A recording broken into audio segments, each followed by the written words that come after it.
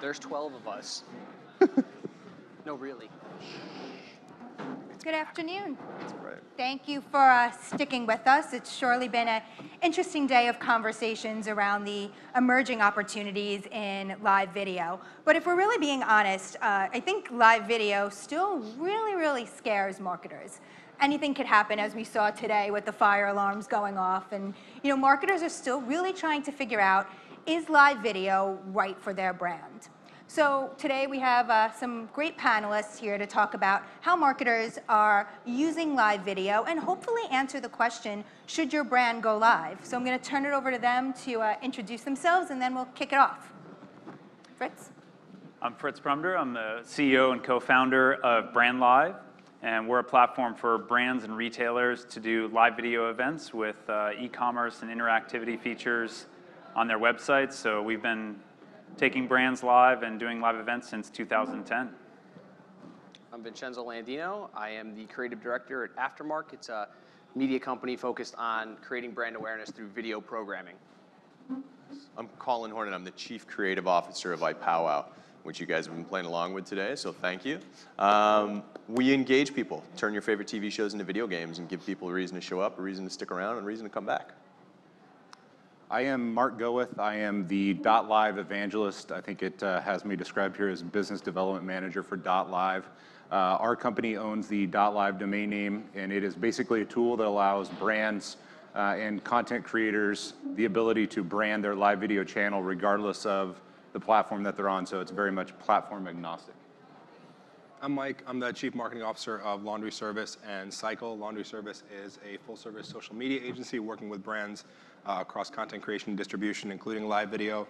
And Cycle is a fully distributed media company celebrating culture across live video, original content, talent partnerships, et cetera. So many marketers have pretty robust video strategies in place already. Why should they start thinking about live, and what does live video deliver that tape video can't? It's a great question. Sure. Start in there. I produced a lot of live events. The most exciting part about it is the moment it starts, you have no idea what's going to happen. You can plan it out as much as you want. You can have as many great ideas. Things can be scripted, but as soon as somebody drops something, moves something, does something, it changes the course of that event. So creating a live event, there's something really special about that. And I think that's what people are trying to capitalize on. And the fact that now with the opportunity to do the streaming in such a robust way, engaging people to actually play along. So getting them involved with it so they can help be a part of that story, so it's not just being told to you, you're part of the kind of narration of what's happening. Yeah, and I think you mentioned engagement, but it's also creates an element of authenticity too. Like for live video, it's live, it's unscripted. Like people can come, they can watch your live video, and they basically feel like you're a human being. You might be this untouchable brand or something that people don't really see on a daily basis. All of a sudden you do live video and it becomes an authentic way to reach your consumers, to communicate with them. And I think that's what I hear most from live video creators is they love the authenticity that live video brings. I have more of a technical perspective on it. Live video is favored in social channel algorithms right now, so brands can get more organic reach than they previously had with recorded video and photo content, especially if they have a live video that builds to some sort of climactic ending, so that the viral nature of social channels has people sharing and tuning in, and you see that with like the guy climbing Trump Tower, where all of a sudden everybody in the world is tuning into this live video on Facebook, or you see that with like the BuzzFeed videos where even if it's as simple as something as a watermelon popping, you have people tuning in for some climactic moment, and you can access a ton of reach organically. And I'd add too that having an audience live in that moment is really the pinnacle of what you're trying to do. If you have people live in the moment, that's when you can get them, especially if you're a brand or a business that is selling something, maybe a widget, right? In the moment, people are interested, you can get them. By the end of that stream, they may no longer be interested. It's the way QVC works, like it gets you in the moment. Very similar concept with any brand going live right now on social video. Yeah, I would say the only thing I would add to that is that a lot of brands have invested a lot of money in making sure that the people inside of their company and any kind of spokespeople are true product experts. And in order to scale those product experts to their audience, live video is a great way to do that because your only other format is producing a recorded video, and usually you only have 90 seconds or so to really create an impactful recorded video versus live video is a longer format of storytelling that can, create more authenticity and create more human experience around who these people are and why you should buy their products. I mean, is live right for all brands? Are there certain marketers that live lends itself better towards?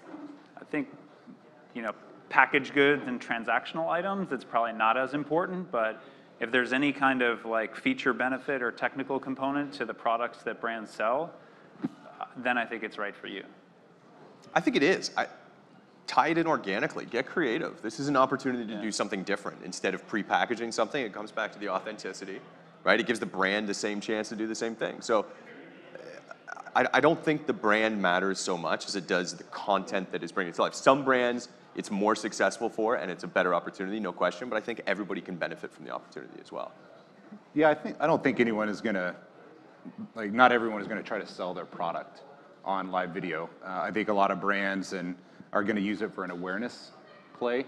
I think that's a lot of what we're seeing right now, at least in my opinion, is people using live video to raise awareness about a new product or a new service that they're offering, more so than trying to actually sell that product. So, it goes back to the storytelling, right? I think that's been a buzzword that's been mentioned a lot today. Live video is a way to tell a story. So, basically telling the story of the new product or service that you have. Yeah, I'll use an example. Last spring, I had the opportunity of working with Applebee's, and right here in Times Square, they created an experience. So, Colin, to your point, where it's creating experience, the content is more important. They created an entire experience around their new menu. They have locations all over the country, and what they did was they created this experience in Times Square with, R&B performers and pop performers. They had people trying the menu, trying the new menu. They had about 2,000 people in Times Square. And I had the opportunity of broadcasting that and being kind of like a live MC, but it was an experience. It was the content that really mattered.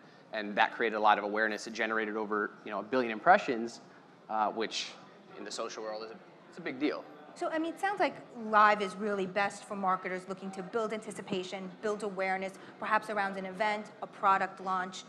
Do I need to do live beauty tips? Where do you sort of draw the line? What's working well and why is it working well? With any of these tools, whether it's live video or recorded video or any particular platform, these are just resources at any given brand's disposal. And I think there are brands that it makes a lot of sense to do beauty tips as a live video if you have a particular storyteller, if you're working with somebody. But I think the big danger with live video is overthinking it and thinking that something has now been reinvented. Live video has been around for a very long time. People staring at screens has been around for a very, very long time. Screens are just now portable and you hold them in front of your face instead. That really is the only difference. So for our clients, we have a number of brands that really want to dive into live video because they want to be first movers and everything, and they want to figure out everything early on and get early mover data. But we have other clients that simply look at live video and say, all right, here's what we're planning across the marketing mix this quarter. Where does live fit in? Is there anywhere where it fits in seamlessly? Is there anywhere where we can tweak something and maybe test a live video?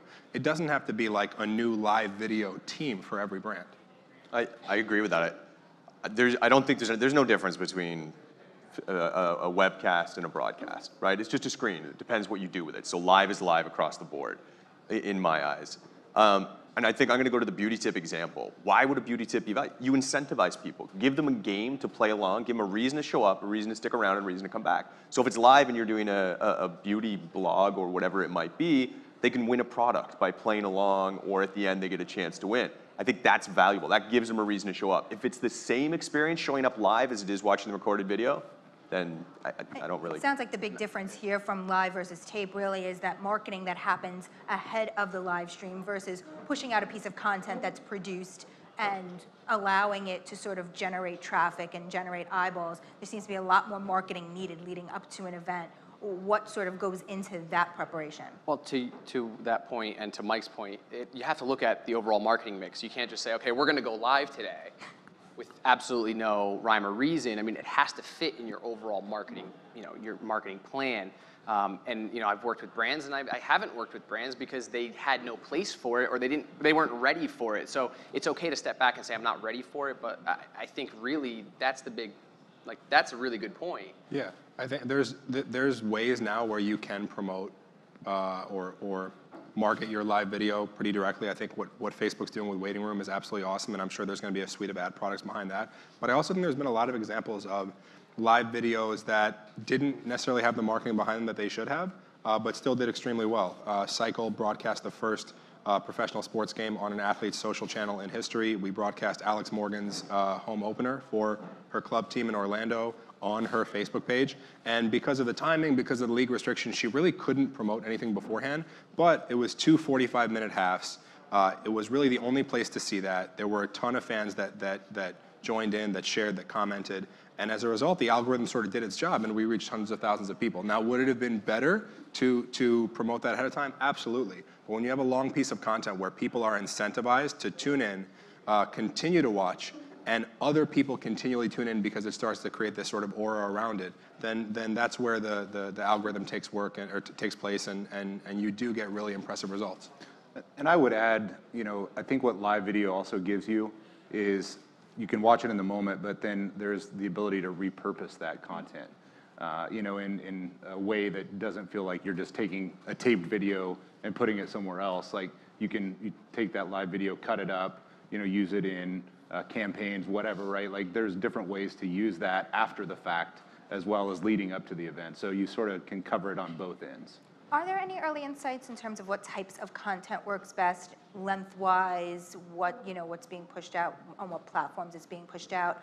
Are there any sort of data points yet showing like a shorter video works better, or longer broadcasts are generally more well received? We have a lot of data on average view time for live video, and it's closer to 18 minutes from over thousands of live events. So I think the amount of engagement time, or people usually think, hey, we're going to go live, we're going to plan this piece of content, we're going to do it for 15 minutes and tune in or miss it.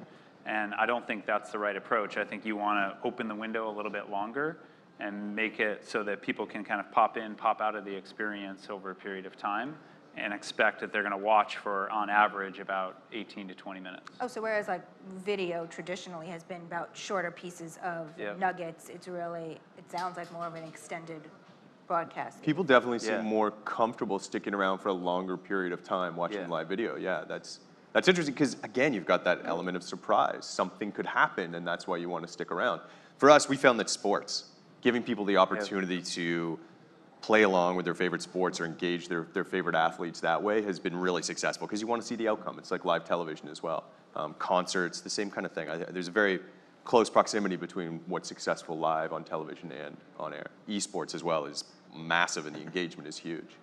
And the view times for esports is through the even roof. Longer. That's closer to 45 minutes. Yeah, it's unbelievable. So in something like that, is the opportunity for a marketer to sponsor that content? Is there a model in which like traditional ads or commercials would run within live video? Like what do you think? Yeah, I mean, the opportunity's there, but I encourage all brands, all marketers to take this as a new opportunity. Don't just do the same thing. You have this captive audience, and we have incredible conversions rate, 20 to 30% of people clicking on things, getting involved with brands. Take that opportunity, do something really creative, and give fans something that they want. If they're engaging with it, then they love that programming. Give them something specific for that, behind-the-scenes content, different feeds, an opportunity to digest something that they appreciate you giving them instead of, hi, look at me. And I try to convey that to everybody because that's really successful for people that actually take the time to put a lot of thought and care into the way they bring it to life. I couldn't agree more. Unfortunately, advertising dollars usually move much slower than user behavior. Sorry. But I agree with that. I think there's a lot of cool ways to integrate a brand and basically just make a brand part of the story and really ask, how can a brand make this story better than if it were to take place without the brand? But I do think there's a lot of brands that are looking for simple turnkey solutions, and I know there's lower third placement that you can input into live video. You can run commercials in live video with some tech setup. I know you can't on Facebook right now, but Twitter is actively doing it on their NFL broadcasts. So I think there's ways that brands can get creative. I've seen like sponsored polls that we've done for brands which are really cool. So I think there's going to be an interesting balance of like the top X% of brands that want to experiment and want to do something different. We'll find fairly simple ways to make a cool story, but then there's other brands that really want something turnkey and simple and recognizable, and I think those options continue to be important. How are brands? Just a quick comment on that. If anybody's heard of this concept called Flip My Funnel, which is basically focus on creating original content for your most connected audience, and then take that content and distribute it in other places. So if the brand is thinking, build original content kind of on my website or in my own properties, and then put that inside of ad units and distribute that content, that's essentially doing the same thing, it's just the opposite order. How are brands measuring success of these streams? You know, what constitutes a success right now?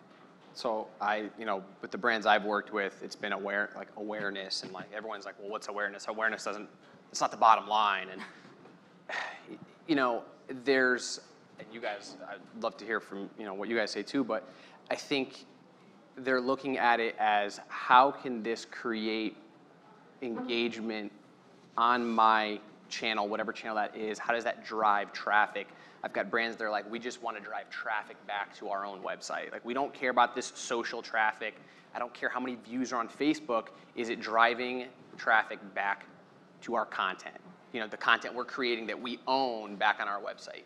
And, I had a brand where tried to talk them into live video, and they were like, that's great, but I don't care about views.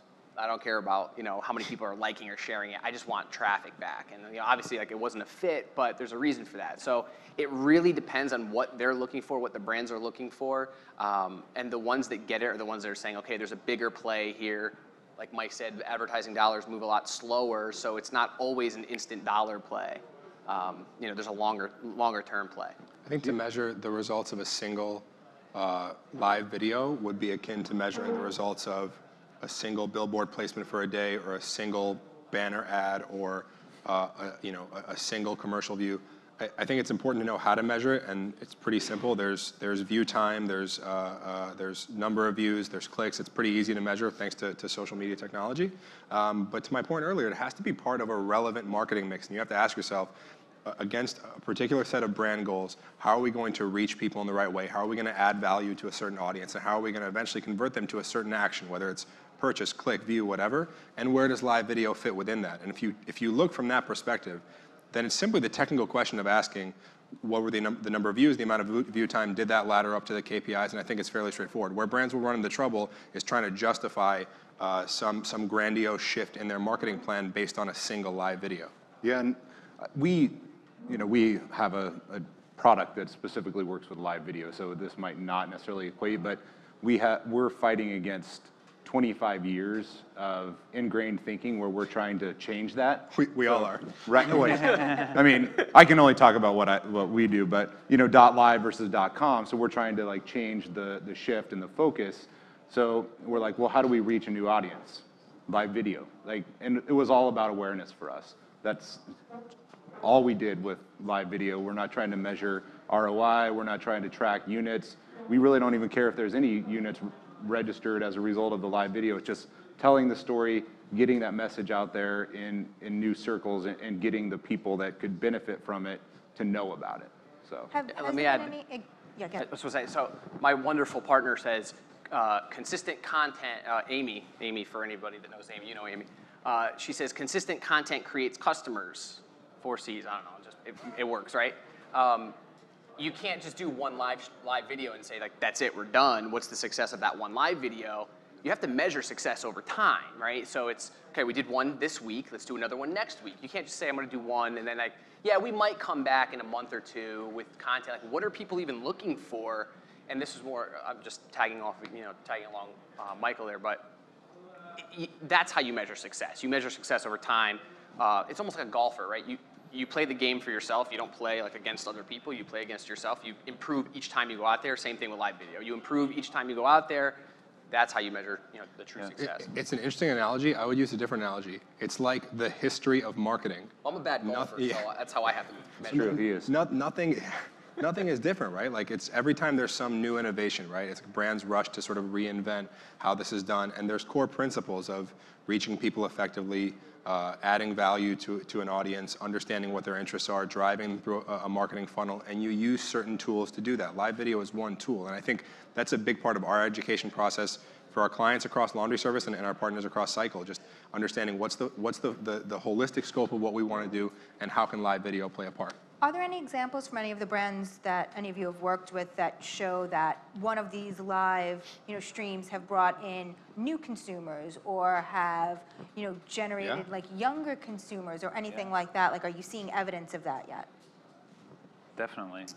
Yeah, I mean, all the time, people are always trying to capture new top-of-funnel people to get engaged with their brand, and the more places of distribution that you have and you put your content or you create a call to action in a place to invite somebody to come experience your live video for the first time, every time you get a conversion on that, I think you're getting net new eyeballs into your brand.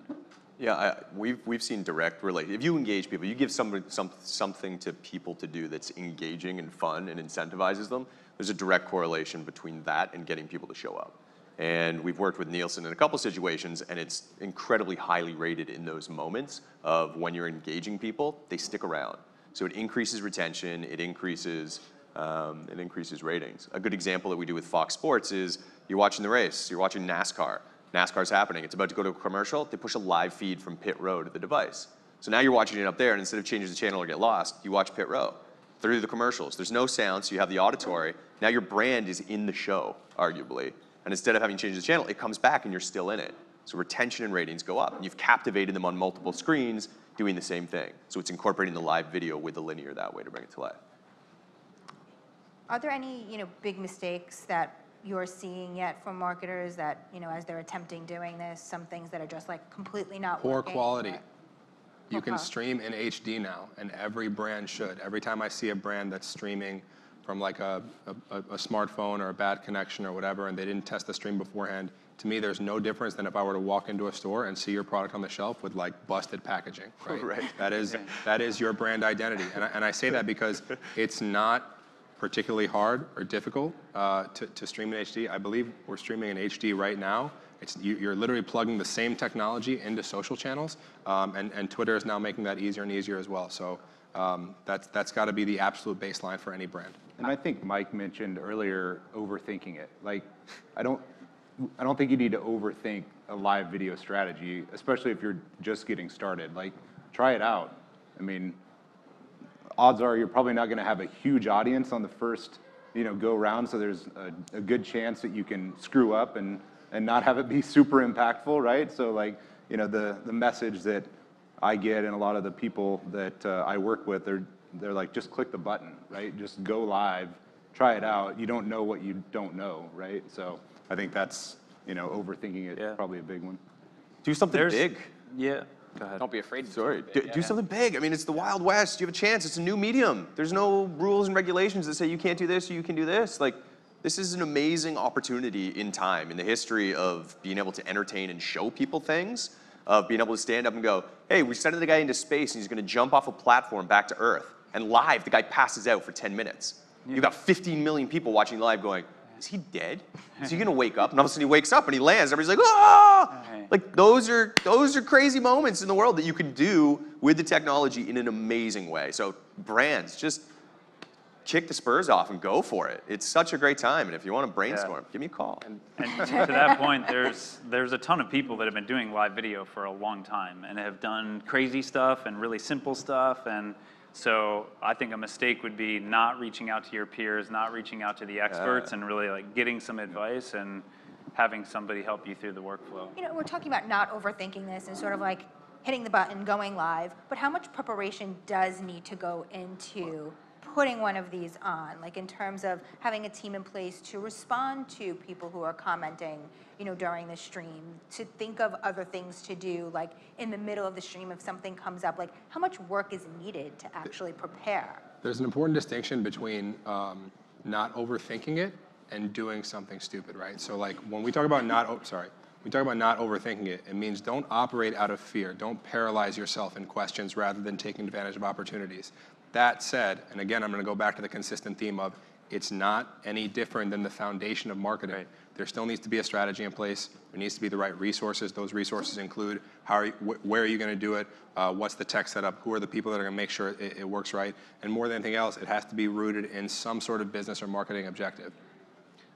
So I'll use my company as an example. We do a live video every Thursday, and I mean, it takes us a full week to prepare for each show, and we deliver live video and marketing news on, on a live platform on Facebook. And I used my production team. My video production team was actually remote, Enlightened Audio Visual out of Maryland, and they handle all of the production piece of it, because I don't want to be handling that. And so a lot of companies get like, oh, we have to do everything ourselves. And like, it's okay to use the experts. I think it's also okay to use your employees who know the company, who know the product best.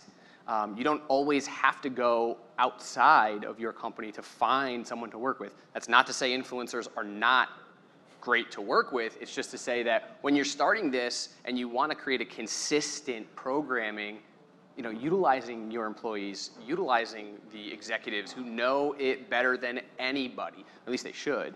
Yeah. There's nothing wrong with that. Yeah, speaking of influencers, it seems like the barrier to entry is pretty low, but how much, work and assets and costs can go into something like this? Like, it seems like it could be pretty cheap, but it goes to be pretty expensive to do depending upon who you tap to sort of be a part of these and all of that.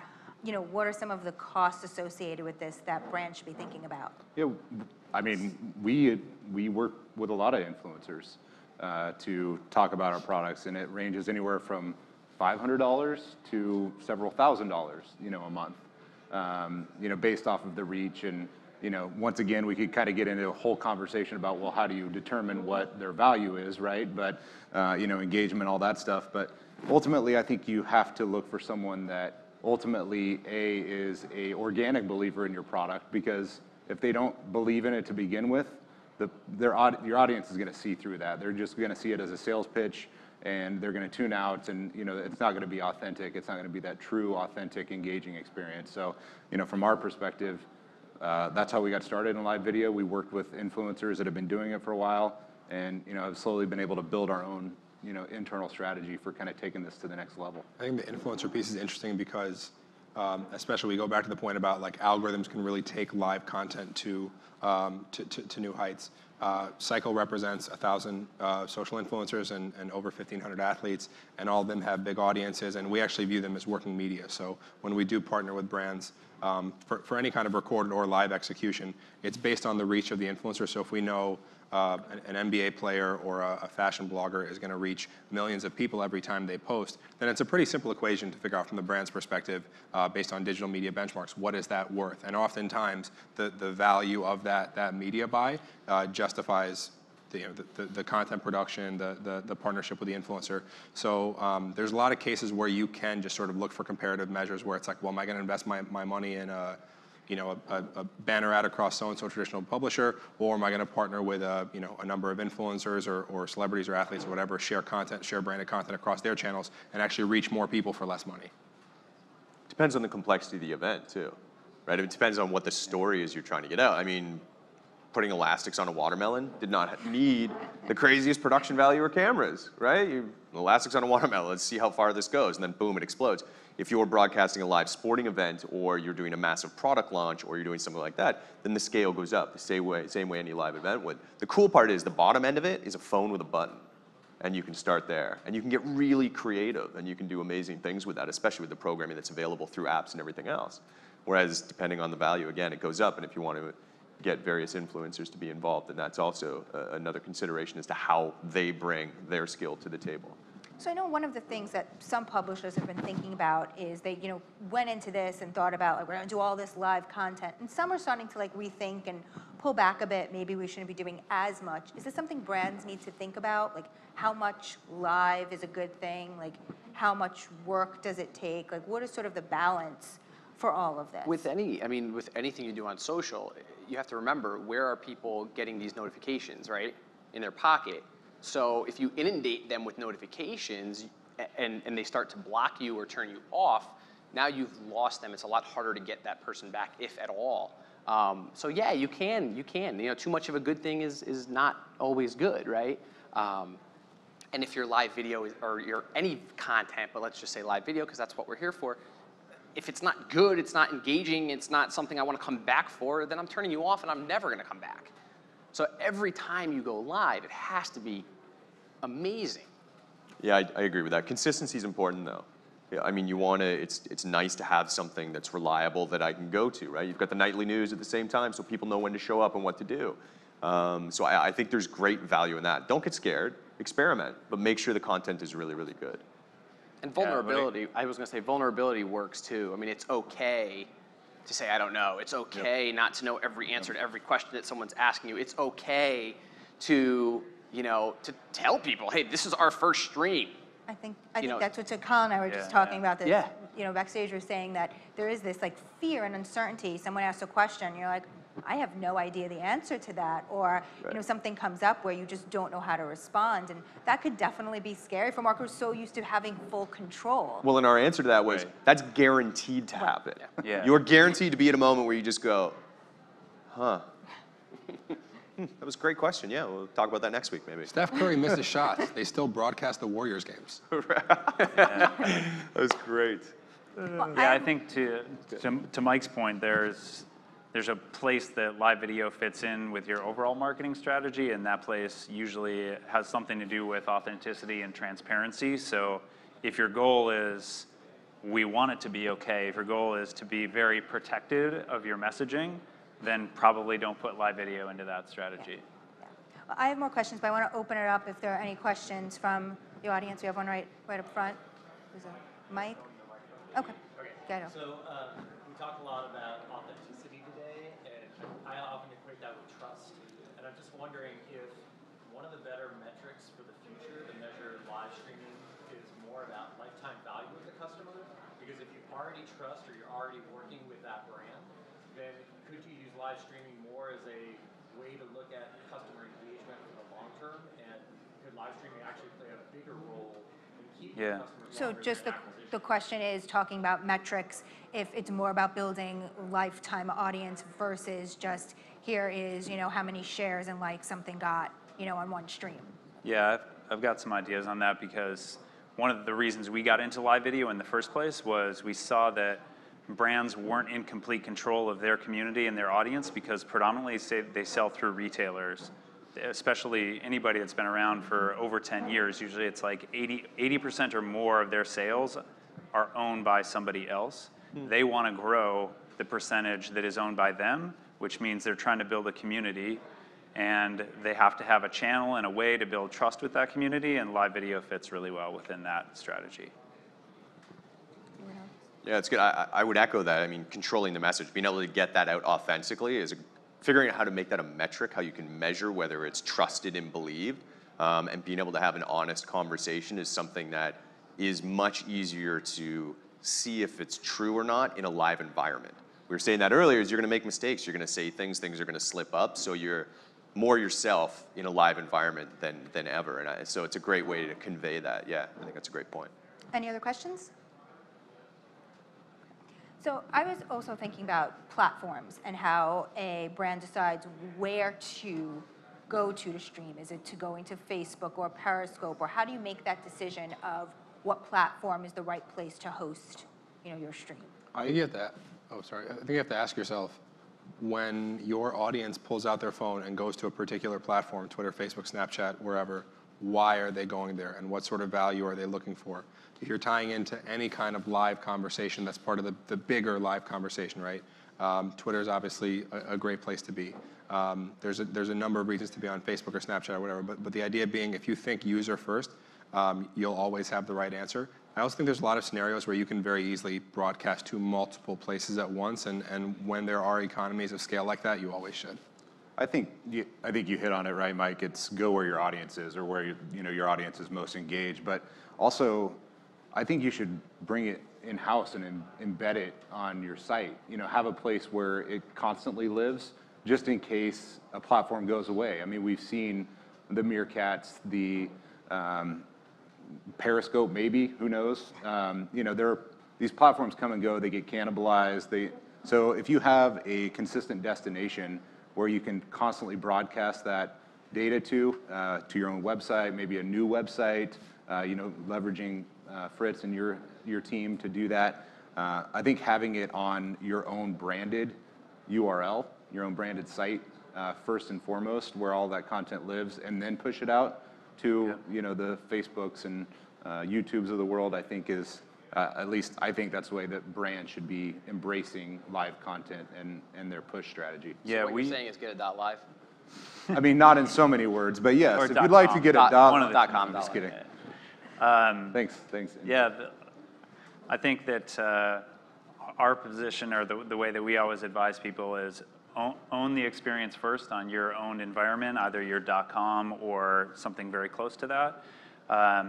Then pick not all of the channels and like broadcast it just everywhere, but pick the strategic channels where your customers are and use those to draw people in. So, just like the presidential debates, you can go to see that in one place, and the people that own that property really make sure that you own it in that one place, but then it has all these other tentacles that are in other places where you can get adjacent experiences that ultimately connect you back to the owned brand experience. Yeah, actually, this is the first time I'm going to disagree with you guys.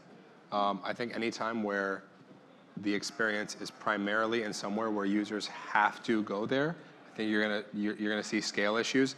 It should be in a place where the brand can own it if it's an option. I talked about the Alex Morgan live stream that lived on the team's website or something, but people aren't going to go to the team's website, right? And we've worked together on many cases where there was a big brand with a huge website, makes a lot of sense. But the debates were on Twitter, where everybody is, and I don't have to figure out how to get to it. I can just pull out my phone and content comes to me. And I think that's the big cataclysmic shift in advertising right now, where people don't really go to anything. They don't seek out content. Even like the Netflixes of the world serve you content. There are some exceptions, sure, but even in any calculated viewing decision, that is starting to subside. So anywhere where you can actively take content to people, I think you're going to see more success than bringing people to you. So to wrap things up, just go down the line here. What do you think is one of the biggest opportunities for marketers and brands to take part in live video over the next year? What do you think is really at the forefront right now or coming up? Fritz, you want to start? Well, I mean, I definitely think that anytime, we're very e-commerce based, so anytime you have a product launch, the conversion opportunity with live video, the big metric that we looked at was QVC has always been one of the highest converting channels, period, and our live video, or the format that we use for live video, has a similar conversion rate, and that's because people can get their questions answered because it's authentic and because it's kind of in the moment. You can create time-based offers and things like that. So product launches, I would say, is a key area that it makes sense to generate a lot of hype and see if you can generate sales. It'll pay for itself. And Josh Elliott was up here earlier, and he said that millennials and younger generation, they can see right through advertising. They can smell a sale. So, and you'll probably talk about this, Colin, but really that immersive experiential marketing where you're, even user-generated content, where you're allowing the audience to create the content, that interactive marketing, you're allowing the audience to dictate, for lack of a better word, where the content goes, kind of like Mario is, with his new show. I mean, that's what we, millennials, younger, want to see. We want to be part of the content. It's not enough to just watch Walking Dead. I want to play a game along with it and watch it on the second screen. It's not enough to watch NASCAR. I want to watch the pit row too. I got to see inside the car. I got to hear them talking to each other. I mean, whatever you fancy, it's fine. But I think that's where we're going. It's like an all immersive experience, which will lead to, I think down the road, eventually we'll see things like VR and whatnot. But in the live aspect. Yeah, from a brand point of view, I agree. Creativity, right? Like, it's not an opportunity for traditional advertising. Get really creative. Work with the content creators to get people engaged and get involved with that, because then people are touching your brand. And it's not, hi, look at me. It's they're powering. They're part of this experience. They get to have a voice, and they get to kind of bring that alive. So get creative, because the landscape is going to change. And at the moment, you can really, really get creative with content creators, and people will want to digest it, and it's in a great format. For me, I think it goes back to kind of the two A's, awareness and authenticity. Like, I think that's sort of the way I see live video working for brands or individuals, whatever it is.